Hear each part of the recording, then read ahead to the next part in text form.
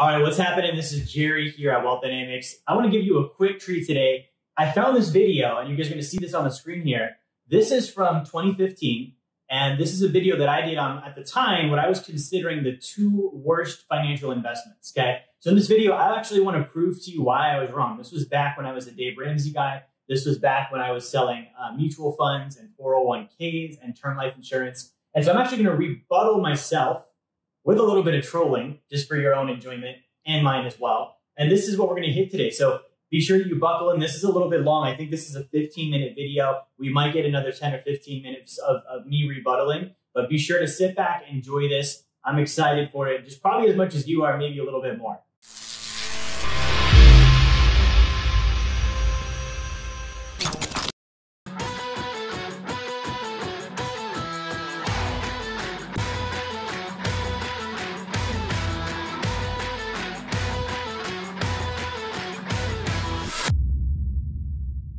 So let's go ahead and dive into this. I'm going to go ahead and start the video, and I'm just going to watch it and give you guys my honest thoughts and reactions as I'm going through this, okay? So we should be able to hear this okay. Guys, coming at you with a video blog tonight in my sweet shades. I am driving from Anchorage to Wasilla, and it's gorgeous out, but the sun is bright. So I'm wearing my glasses, and also they're super awesome. Very good explanation of what sunglasses are for and why I'm wearing them. I like that. This is 23-year-old Jerry versus 29-year-old Jerry.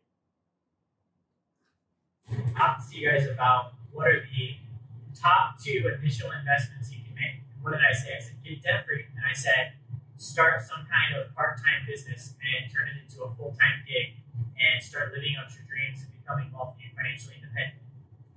This week, I'm going to go polar opposite, and I'm going to talk to you about what are the top 2 things you should never invest in.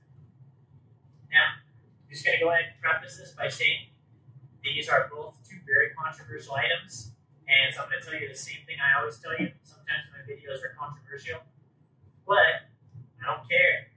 That's right, I said I have an opinion, and I'm going to rub it in your nose, and if you don't like it, you don't have to watch this.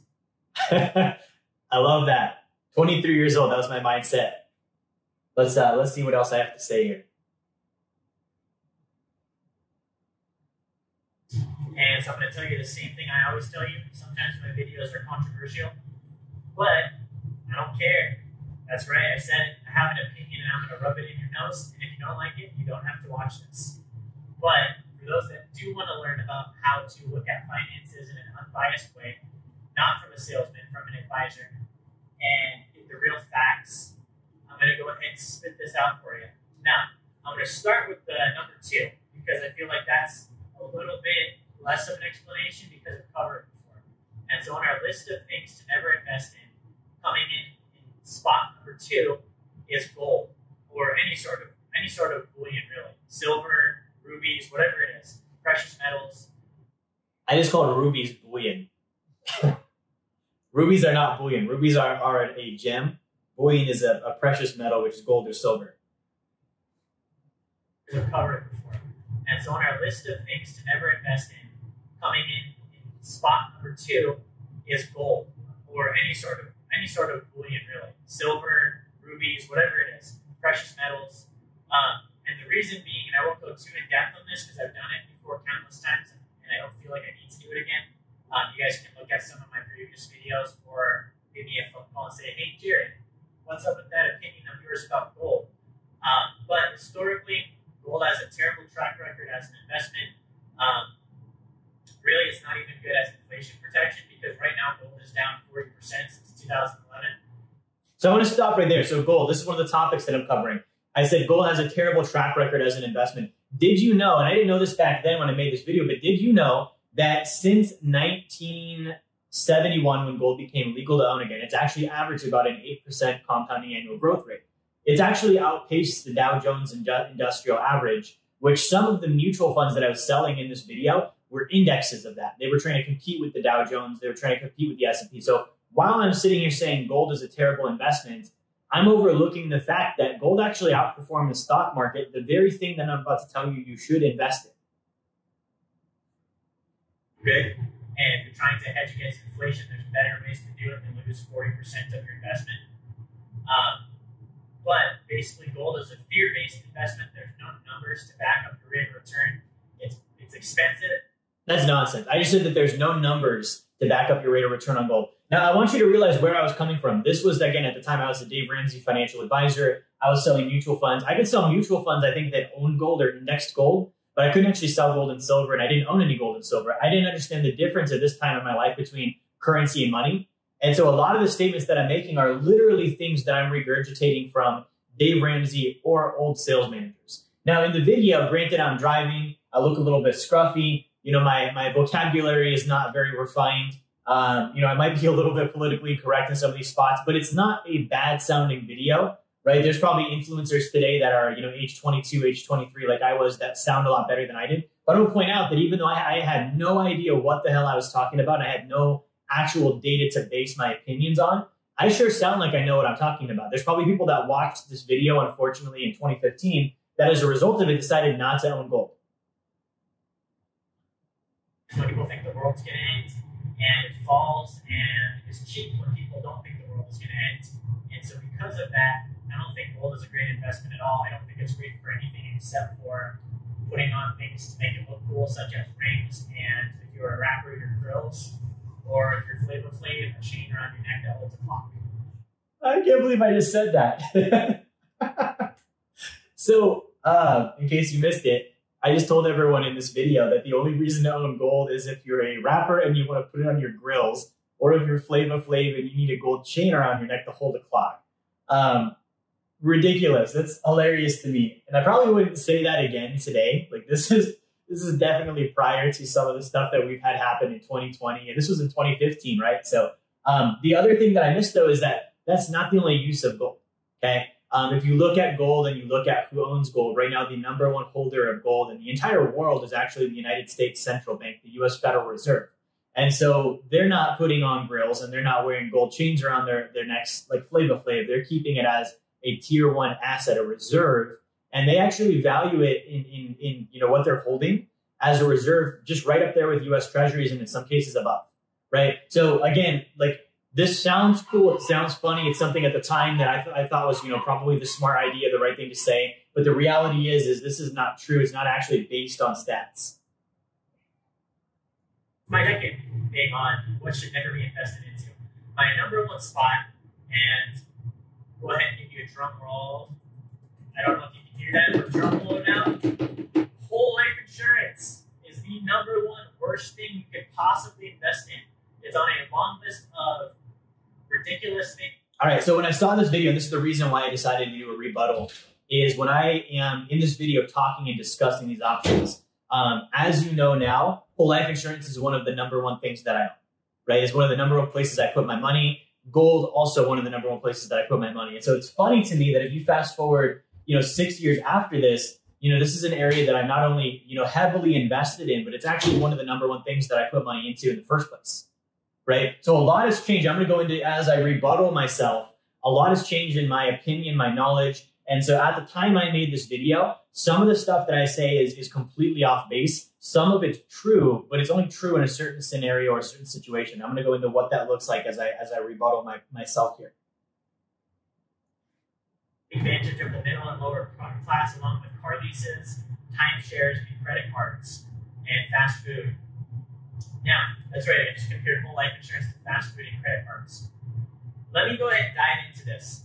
The number one thing about this is fundamentally, from a very foundational level, insurance is not an investment, ever. True. If you look at the definition of investments, if you go into the SEC law book, if you look at what FINRA says, they will tell you, legally, by definition, life insurance is not an investment. So, if you call your insurance agent up today and say, hey, this whole life policy you sold me, is this an investment? Legally, they have to say no, because it's not. Now, I want to dive into a little bit more than that. Now, I used to sell life insurance, and I sold it. It was only... So I don't know what I was talking about in this video when I said I used to sell life insurance. At this time, I still did sell life insurance. I was still selling term insurance. Granted, it wasn't for an insurance agency anymore, which is where I got my start in the industry. But I was still selling it. So I didn't used to sell life insurance. I was currently selling term insurance when I filmed this. Even term insurance, as you know, is not an investment. It's a form of income protection. And in my time as a life insurance salesman, the best thing I was ever told was, Jerry, you're the only life insurance agent that I've ever met that's not a douchebag.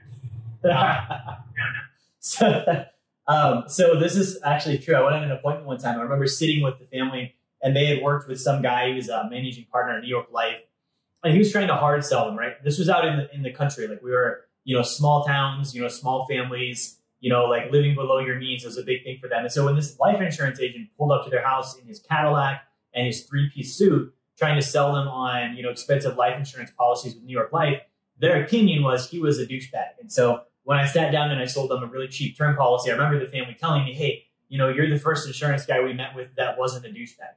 Now, I would go to also share that that's not my view anymore. Wearing a suit and driving a nice car doesn't make someone a douchebag.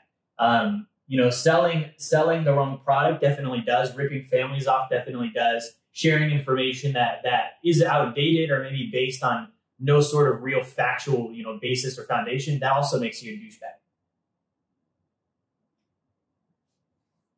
Well, it's life insurance agents, but a lot of times they try and sell stuff they shouldn't be selling, and the general consensus of them is that douchebag.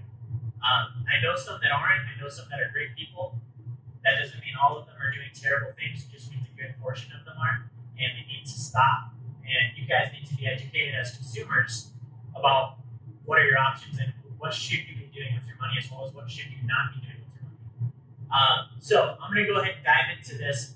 The life insurance numbers look kind of like this. If you were going to buy $100,000 of term coverage, the average cost on that is about $7 per month.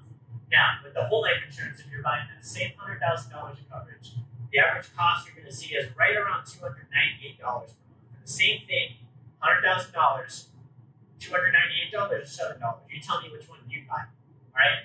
All right, so this was something that we got as a sales tactic when I first started in the insurance industry. It was called refrigerator A versus refrigerator B. And they were taking the concept of buying an inexpensive term policy and replacing it when it breaks, or canceling or renewing it when you need more of it, or buying more of it, versus a permanent policy where you pay an overcharge in premium.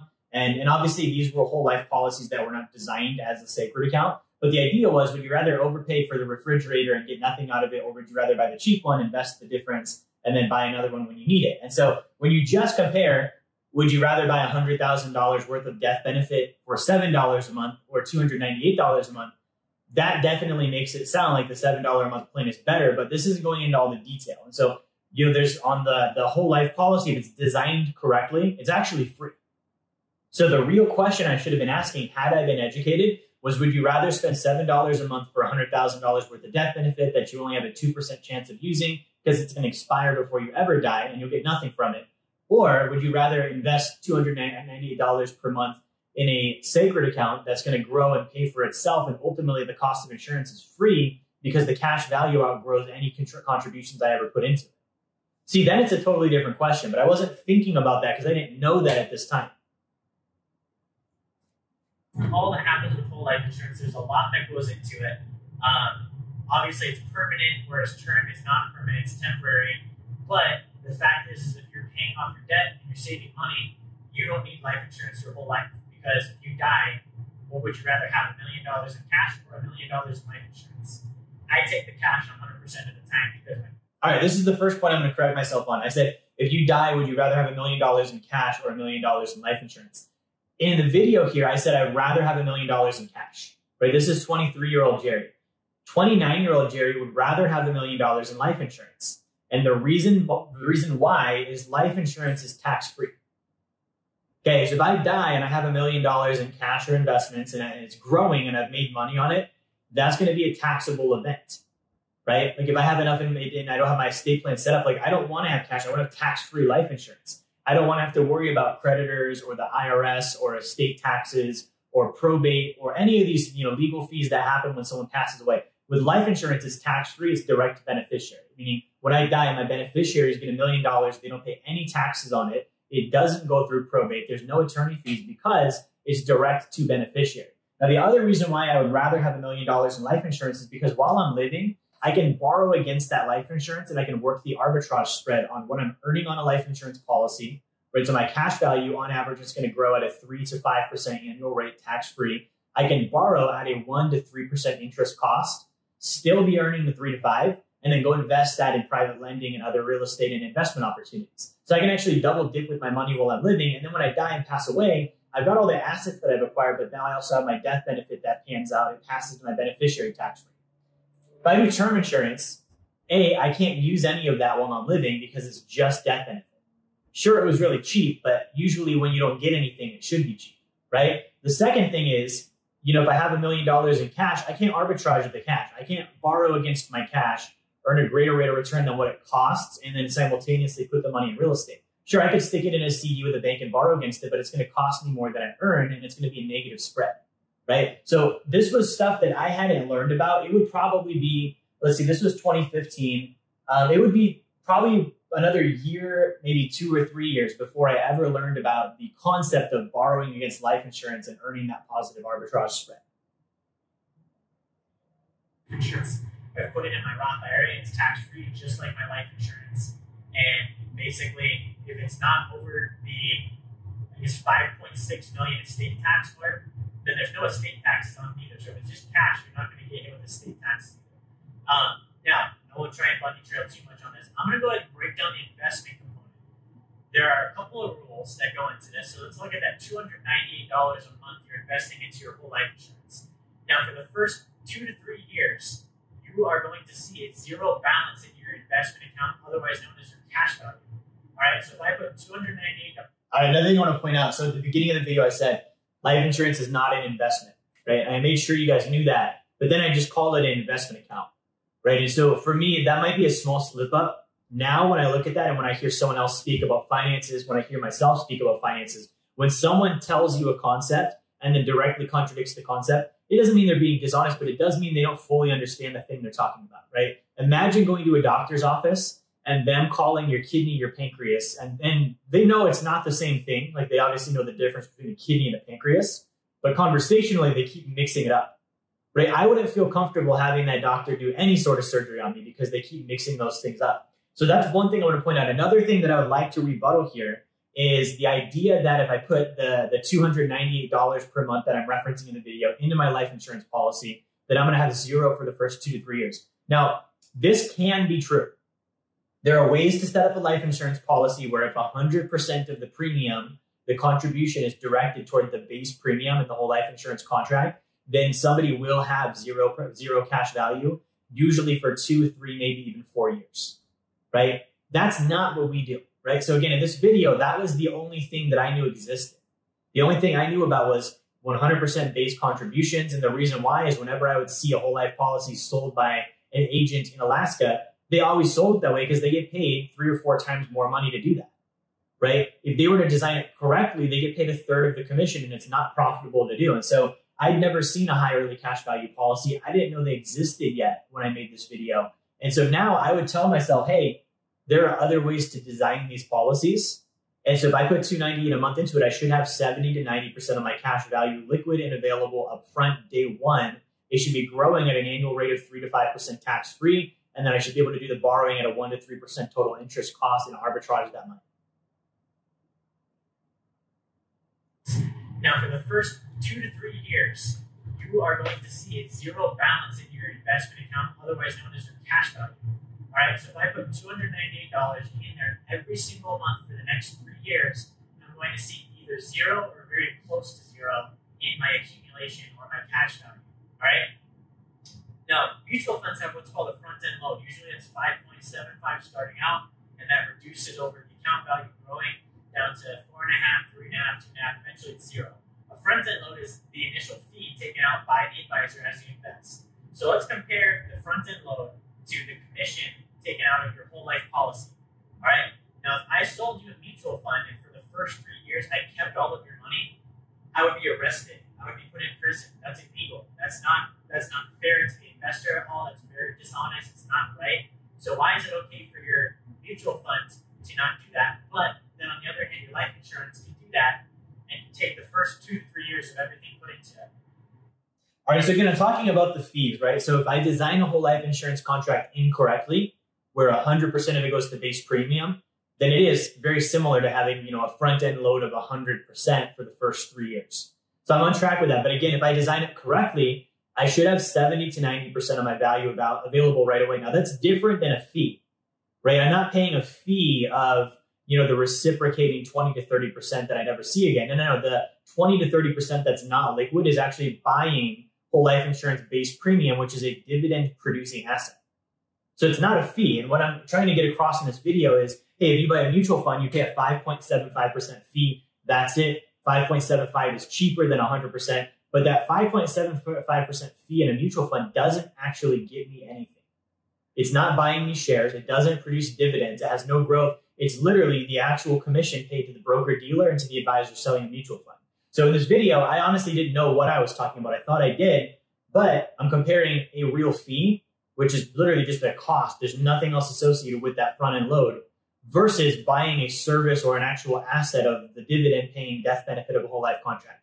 Even if it does go to base premium, right? It's not the correct way to design a policy, but even if 100% of it does go to the base premium, it will still pay dividends, right? So that 5.75% fee will never pay dividends versus, putting 100% base premium, not the greatest way to do it. Very low liquidity. I would never buy that or sell that myself, but at least it does give me something and it does pay dividends.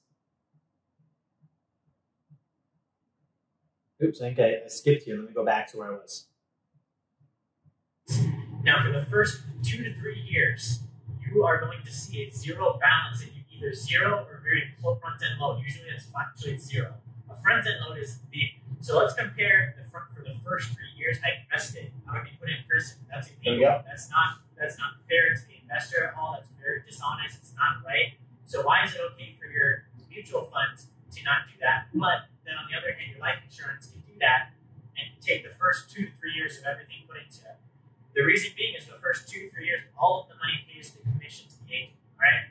It's going to administrative costs, it's going to commission, it's going to fees, right? After that 2 to 3 years, the front end load value will accumulate, but historically, the rate of return is very, very, very low, right? And let's just do the math on this. If you put in... Notice, I said very, very, very low, but I didn't give you a number.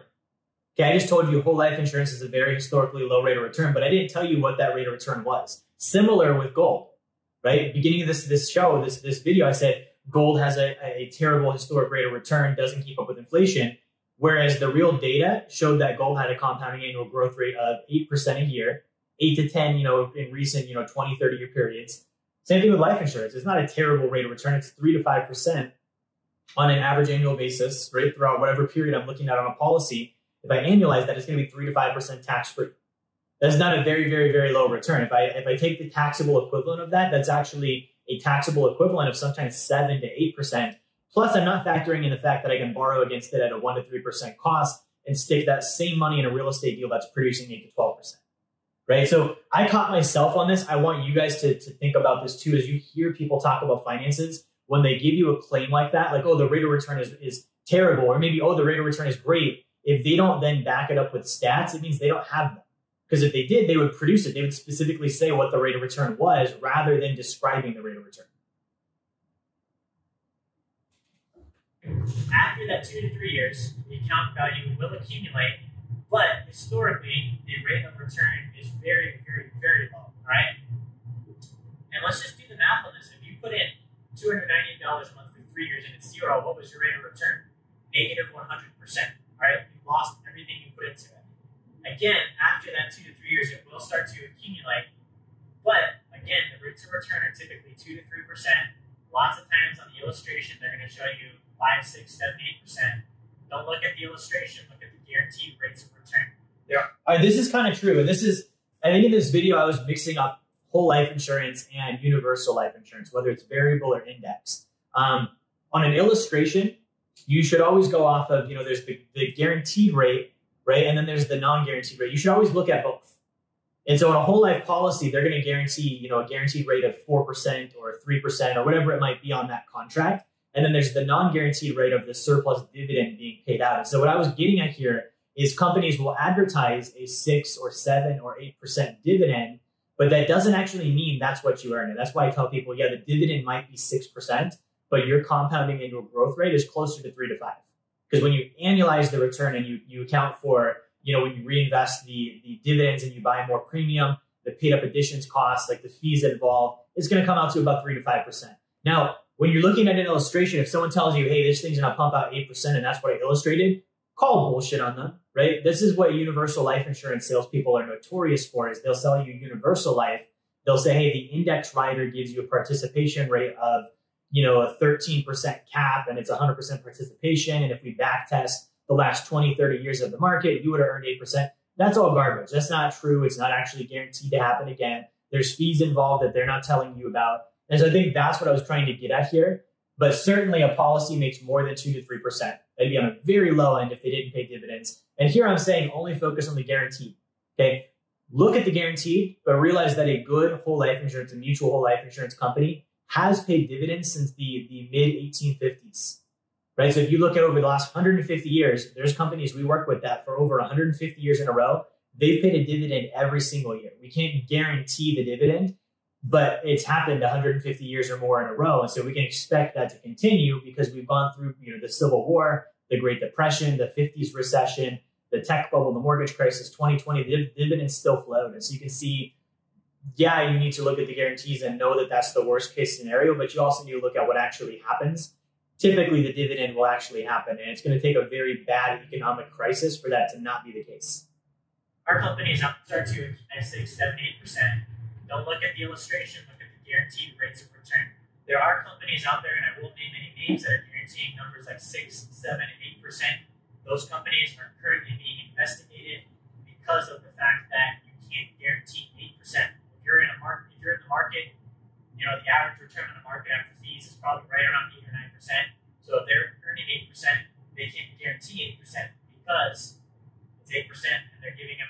All right, here's another one. Again, I didn't know this at the time. I just said that the average return in the market is 8% after fees. Maybe if it's like an ETF and an S&P index fund and that's all you're doing and it's a great period of time in the market. But if you look at Dalbar is a statistic, a data company for mutual funds. They show the last 20 years average return for the average investor. The last one that I saw, and this was maybe last year, over the last 20 years, the average market investor made an annual return of 3.88% after fees. If you're in the market, the average return on the market after fees is probably right around 8 or 9%.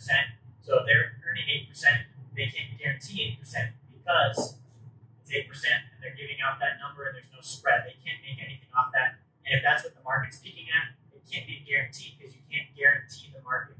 Does that make sense? All right. So historically low rates of return, they keep all your money the first 2 to 3 years. If you ever want to access your money, you have to take out a loan on your own money. All right. So this is your cash. Let's say you have 10 grand in there. You saved up your 10 G's. You got to take out a loan on your own 10 G's and pay interest on that loan in order to access your money. All right. Okay, I'm going to pause it here. First thing I'm going to point out, you can tell in this video, I thought 10 grand was a lot of money. That's what I was calling it, 10 G's like that, because I never had 10 grand. In this video, I probably didn't have $10,000. I was a broke financial advisor trying to sell more mutual funds. Now, I talk about, the complaint of, oh, you have to borrow against your own money and it's so bad. Okay, what actually happens is you're borrowing from the life insurance company. You're not borrowing your own money. You're borrowing the life insurance company's money and posting your own cash value as collateral. Now, this is actually a strategy that the wealthy have used for a long time. If you look at Apple, this is actually what Apple does, right? Apple's headquarters is actually in Ireland. I don't know if you guys knew this. All of their US locations are franchises. They pay the money to the headquarters in Ireland. Why do they do that? Because they have an exemption in Ireland where they don't have to pay taxes. And so they pay themselves in Ireland, and then anytime they need cash in the US, rather than pulling real money from Ireland and bringing it to the US and paying taxes, the Ireland entity extends a loan to the US entities. That way they don't have to pay taxes. They're borrowing against their own money. So in this video, I didn't understand that. That was a level of planning and complexity that I had never heard before. And if I was told it, it probably would have went right over my head because it was something that I'd never even fathomed is instead of paying taxes, let me take a loan against my own money or my own assets because the IRS can't tax a loan. And then I can work the positive arbitrage spread on my loan and then also invest that money somewhere else. Okay, never would have come across my mind in this video. Just on that loan in order to access your money. All right. Now, Sometimes that interest goes to the company. Sometimes that interest is credited to your account. What that means is if your interest was 10%, the interest is never credited to your account. Again, this guy didn't know what he's talking about. And you pay interest on that loan. Sometimes that interest is credited to your account. What that means is if your interest was 10% and you took out 10 grand, I've never seen a whole life policy where the interest is 10%. Okay, you can tell that I've never actually seen a properly structured sacred account before when I did this video. 10%, that's like a uncollateralized personal line of credit. Even sometimes on those, the interest rate's lower. 10%, we're getting into credit card territory, right? So 10% is not true. A good policy loan, you're going to see it usually between 5 to 6% is the gross interest rate charged. If you set it up correctly, your actual cost is only about 1 to 3%. Sometimes that interest is credited to your account. What that means is if your interest was 10% and you took out 10 grand, 10% of 10 grand is $1,000 in interest, right? So you're charged at $1,000, and that means that your premium just went up by your payment amount to repay the interest and repay the cash value. So now you're forced to raise your premiums because you took out a loan to access your own money. All right, so I'm going to go ahead and debunk this as well. Loan interest does not increase premiums. Premiums are a schedule, meaning when you set up a policy, you get an illustration of what your premiums are going to be. They don't increase. Okay, the entire purpose of a whole life policy is level premiums that never increase. So me over here talking about, okay, when you borrow from a policy and you borrow $10,000 and you pay $1,000 in interest, and now because of that interest, your premiums went up. That's not true at all. That's not how it works at all. I'm not sure where I got that from. Okay, but you can see some of this, I got it from somewhere, right? I was listening to people like Dave Ramsey and David Bach and Rick Edelman and people that I'll name later on in this video. That's where I was hearing this from. And so a lot of us that are good intention, we're smart, we're intelligent, you know, we're fairly good looking like I am in this video. We have the right idea we want to win with money. This is what happens when we listen to the wrong people. Okay, I could have kept that mindset and thought, man, every time I take a loan on a whole life policy, my premium goes up. And I would have stayed away from them. I would never have become, you know, financially independent by the age of 30 like I'm going to now. It just never would have happened because I was clinging to what I thought was the right information. Interest and repay the cash value.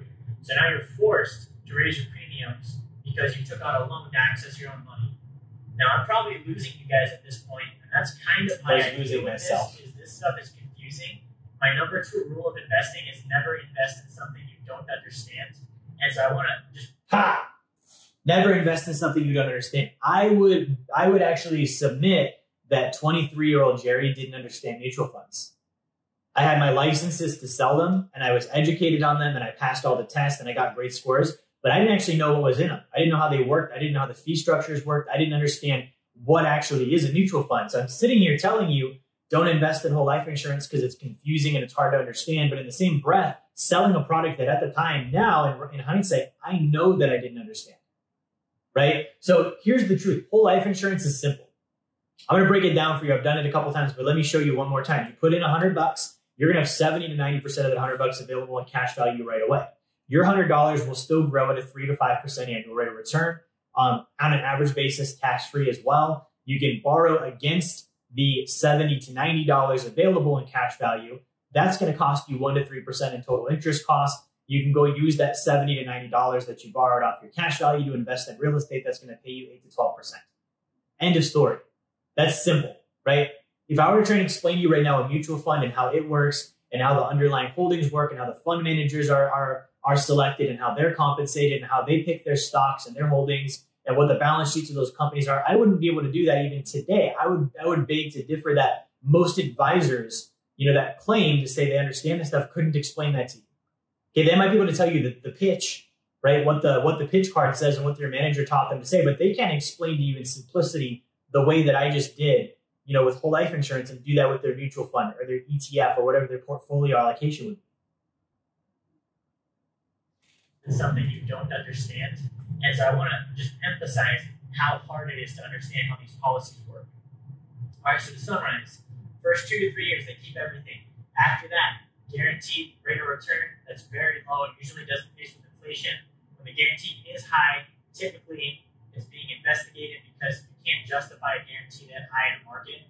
After that, you have your loan situation going on. When you do take a loan, they have up to 6 months to give you any of the cash. So if you need to use that money now for an emergency, legally they can wait 6 months before they ever give you a dime. All right? Now, Okay, so most policies, that is true. You'll see that in the policy language that if you request a loan, they have up to 6 months to issue the loan. They don't actually do that. When I request loans, usually within 2 to 3 business days, the insurance company issues me my loan. Now, that's when I'm taking a policy loan from an insurance company. I can also go to a bank and I can get a cash value line of credit from a bank. Okay, they're going to issue that loan to me right away. It's not even a 2 to 3 day wait. When I've gone through underwriting and approved it, they're going to wire me the funds within 24 hours. So this idea that, oh, don't put money in whole life insurance because you might not get your loan for 6 months, it's not based on any of my own personal experience. I'd never actually seen that happen to anyone. I just knew that that was in a policy. And my managers and Dave Ramsey and all these guys I listened to at the time said, hey, this is a way, if you point this out, it's a way to scare people away from whole life so that they'll buy term and invest the difference with you instead. Emergency, legally they can wait 6 months before they ever give you a dime. All right? Now, let's go back to this because it's attached to a death benefit. So let's say you had $100,000 in your cash value at this point, and you also had $250,000 in your death benefit. If you withdrew that $100,000 and didn't pay it back, first of all, it's been accruing interest this whole time because you didn't pay it back, and the interest compounds just like on your credit card. Second of all, that's also not true. So I said the interest compounds just like your credit card. A credit card is known as a revolving interest rate, meaning every month it's compounding, right? Every month, because your minimum payment is usually 2 to 3% of your balance. Well, your minimum payment does not exceed the principal and interest calculation on what you should be paying to pay the card off with the interest included. That's a revolving debt. Life insurance, the interest rate is calculated as annual simple interest, means it's a daily average rate. It's simple interest. It's added over a 365-day basis. It doesn't compound just like a credit card. Now, sure, I take a loan and from year to year, I don't pay my interest back. Then yeah, my cash value is going to be offset by these growing interest charges that I'm not paying myself back on. But this is not having anything to do with policy structure. This has everything to do with behavior. If I take a $100,000 loan and I blow it and I don't practice the sacred account concept and I don't put it in a private lending deal and I don't repay my loan back, yeah, my policy loan is going to grow and I'm going to owe more interest every year. That's my fault. If I do that, I'm violating every single principle that I teach you guys, that 29-year-old Jerry teaches you, that 23-year-old Jerry didn't even know about and probably didn't have the discipline to apply if he did. Sorry, 23-year-old Jerry. Pay it back. The interest compounds just like on your credit card. Second of all, the amount you withdrew of your own money from your own cash value It's not is your own money, subtracted Jerry. from your death benefit. So if you had $250,000 in your death benefit and $100,000 in your cash value, and you withdrew that $100,000 and didn't pay it back, and you died, your family only gets, guess how much?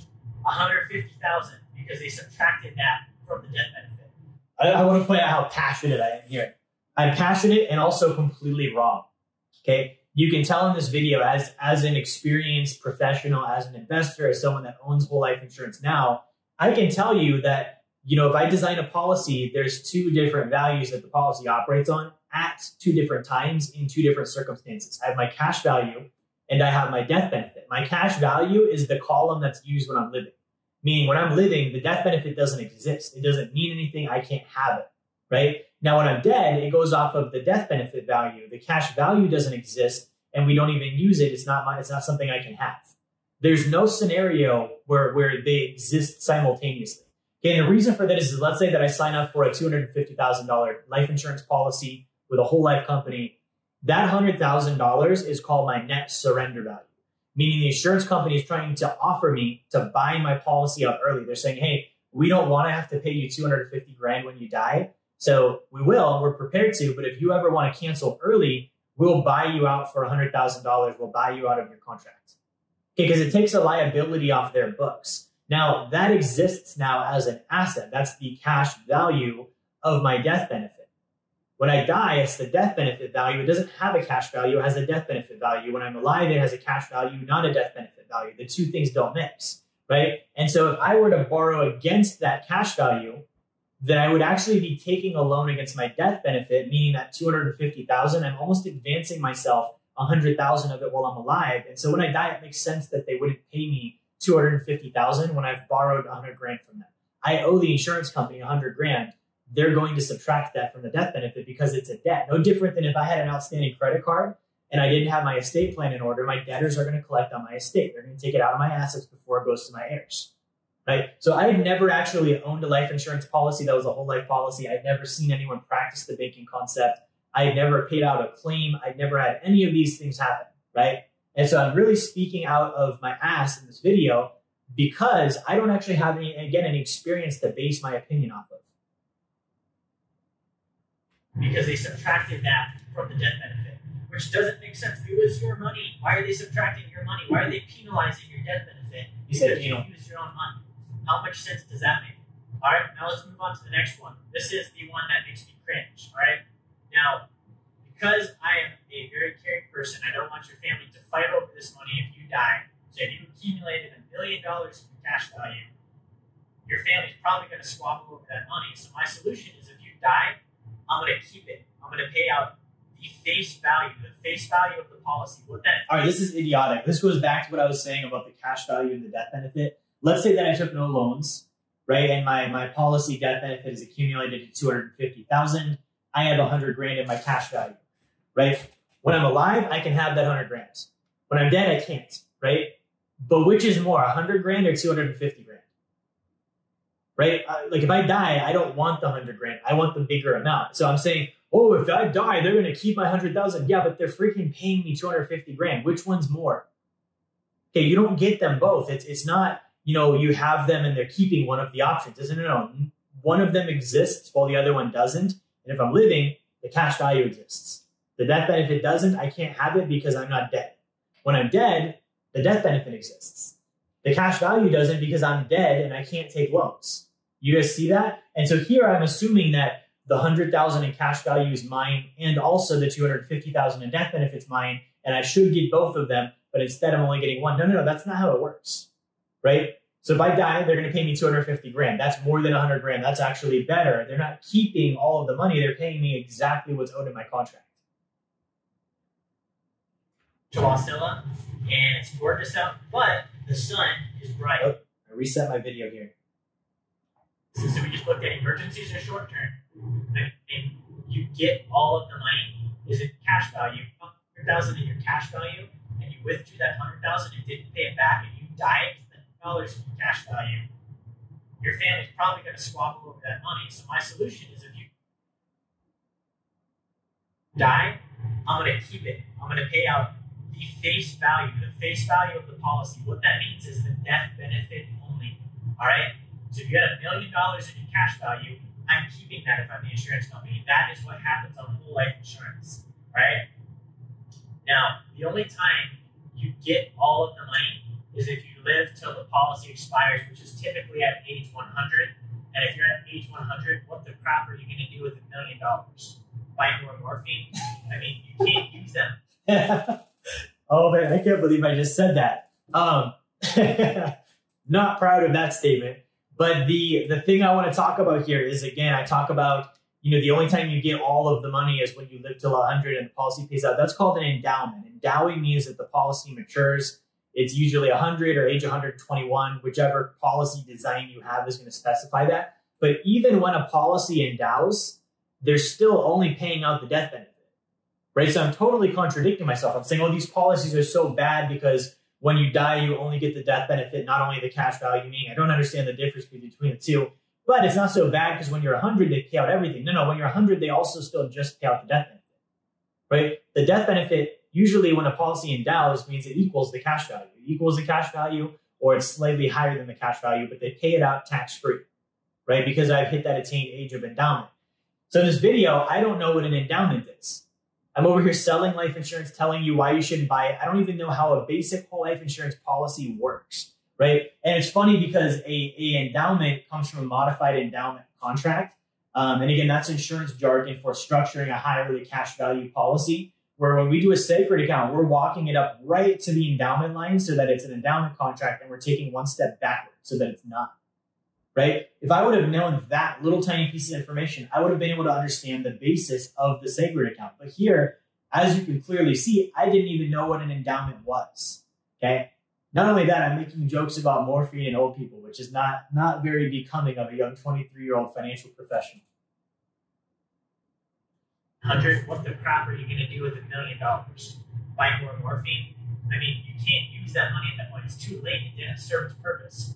And so the 3 things you need to save for: emergencies. So we just looked at emergencies or short term. Actually, I do want to say something here. I just said, what are you going to do with all the money at that point? It's too late. It didn't serve its purpose. That's true, right? If I defer all of my money off till I'm old, then it's not helping me because it didn't serve its purpose, because I should be trying to build wealth sooner. Well, what is a retirement account? Okay, the idea that I'm selling in this video that I'm going to talk about at the end is put all your money in IRAs and Roth IRAs and 401ks and retire when you're 60. That's also deferring. Okay, the money's not serving its purpose. At least with a whole life insurance contract, I can have the money now. If I put money in my cash value tomorrow, okay, I just put in another 20 grand last week in my cash value as a paid up addition, unscheduled, right? I can take that money out today. I don't have to wait till I'm 60. So I'm actually getting less deferral with a life insurance policy than I am with the 401k or the Roth IRA or the traditional IRA, which in this video and in this time of my life, I would have actually advocated for. Emergencies are short term. Well, if you're saving for emergencies in whole life, where the first 3 years you have nothing, so that cancels out the fact that it can be used for emergencies. Midterm, you have usually 3 years to 10 years to 15 years, whatever it is, midterm savings, whether it's a boat, college tuition. We just looked at, if you access the money, you pay interest on a loan, all right? And that's not smart. If you put your money in the bank, you wouldn't be very happy if they charged you interest when you took it out of the bank. So that just cancels out the fact that it's good for short-term savings. This also shows that I didn't understand fractional reserve banking. Okay, because when you put your money in the bank, you do pay interest. It's opportunity cost. They're loaning your money out 10 times on the dollar and paying you nothing. Right? So I'm saying, a bank is a better place for an emergency fund. A bank is a better place for short-term savings and midterm savings. I don't actually understand even what happens to my money when I put it in the bank. And probably because of this video, I didn't have any money in the bank. Sorry, Jerry. Mark, if you put your money in the bank, you wouldn't be very happy if they charged you interest when you took it out of the bank. So that just cancels out the fact that it's good for short-term savings. And then there's long-term savings like retirement. We just looked at what's the risk with your long-term savings. If you die, they keep all your money. All right? So whole life insurance. I'm actually surprised at myself in this video. I said the long-term risk with saving in a retirement account versus with a whole life is in the whole life you die and they keep all your money. Okay, well, this was probably 7-8 months after my mom had died. Right, so my mom passed away in 2014, wintertime of 2014. 2013. So it's actually close to 2 years, right? And so I had 2 years ago seen my mom put all her money in retirement accounts, die, and then not be able to use any of it. Right, which is a bigger risk? Me putting money in whole life, and if I properly structure it, I can use it all today. I can live life today. I can build wealth today. Or me putting all my money in a retirement account and then dying early before age 60 or 65 or 70 and never being able to enjoy the benefit of what I had put away. Right? I experienced that. I'm surprised in this video that I hadn't yet had that click. And I remember when it did click, and it wasn't for a little while after this, but hindsight, retroactively looking back, I'm surprised that hadn't impacted me sooner. Whole life insurance or permanent life insurance isn't good for short-term savings, it's not good for mid-term savings, and it's not good for long-term investing. I hope all that makes sense. If it doesn't, again, that's just emphasizing how hard it is to understand these policies, guys. The agents that sell them to you don't even understand them. They'll pull out a binder that's 2 inches thick with a bunch of actuarial tables and spreadsheets and try and give you a sales pitch. And they don't know what those sheets even say. That's true. They're repeating the same thing that they got told on their Monday morning sales class. And the only people that actually understand these policies is the actuaries who design them. Okay? That's also not true. If you're watching this and you're a client of mine, you understand a whole life policy probably better than 90% of the insurance agents do, better than 23-year-old Jerry did, right? This is, again, something that the top 1% have used for decades upon decades, that the Fortune 500 companies use, banks use. So to say that the only people that understand them are the actuaries that design them is to call top 1%ers idiots, is to call bankers idiots, is to call Fortune 500 CEOs idiots who are all buying something that they don't understand, yet they're putting billions of dollars into it, even though they don't understand it. right? I would have to be an idiot to believe that that's true. So I want to point that out here. Okay. So I hope that answers some questions. If you guys have full life insurance, please come talk to me or somebody that is not an insurance salesman that's going to give you a non-biased opinion, because the only people that endorse full life are people that sell it. You look at anybody in the... That's also not true. Like I just said, if you talk to, like if you were able to walk into a bank, right?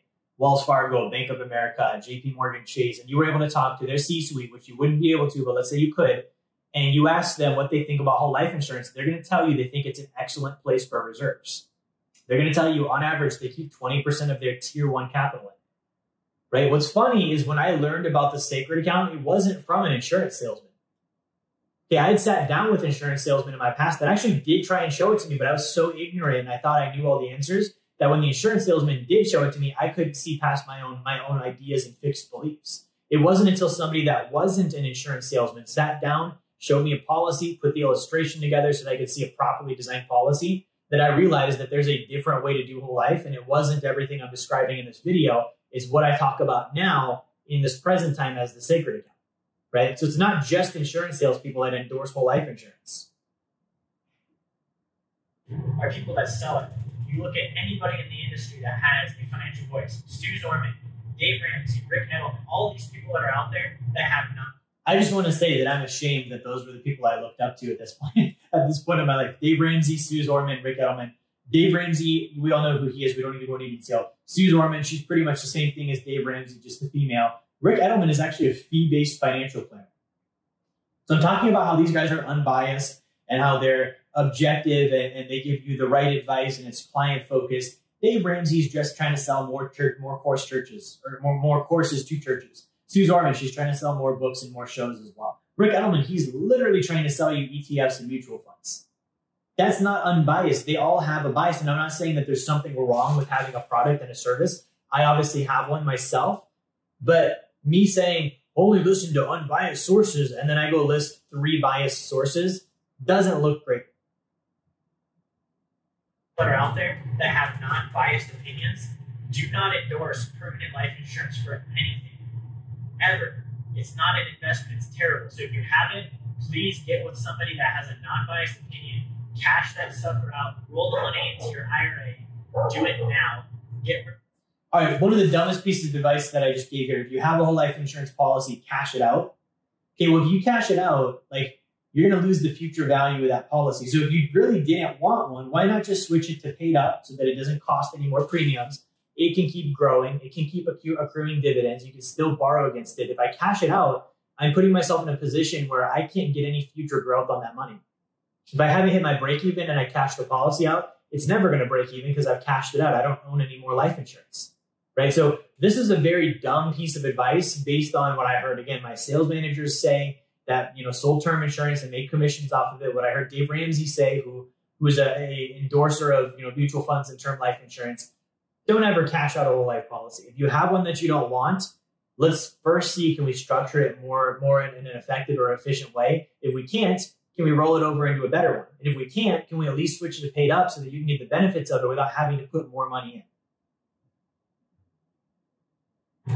And you will live happily ever after. You will not have to deal with the headaches that come with being taken advantage of by the whole life industry. If you're selling whole life insurance, probably pretty mad right now. And I'm going to go ahead and tell you the same things that I tell everybody. I'm not going to try and convince you, because if you're wrong, you have to quit your job. I'm not wrong. And if I am wrong, I don't have to quit my job. I'm going to point out, Jerry was wrong and he quit his job. This was back when I was a financial advisor. I'm not a financial advisor anymore. I don't sell mutual funds. I literally quit that business and gave it away because I was wrong. So at least I had the amount of integrity, even though I was dumb and I had all the wrong advice and all the wrong information, at least I had the integrity to stick with my guns on, if I'm wrong, I have to quit my job. Because one day I did find out I was wrong, and that's exactly what I did. And if I am wrong, I don't have to quit my job because I'm doing the right thing for my clients. All right, I've talked to whole life insurance agents before. I've made them quit, or I shouldn't say made them quit, but given them the information that's true, for them to do their own research and come to the conclusion that what they were doing was wrong, and that basically concluded to them quitting and leaving that industry.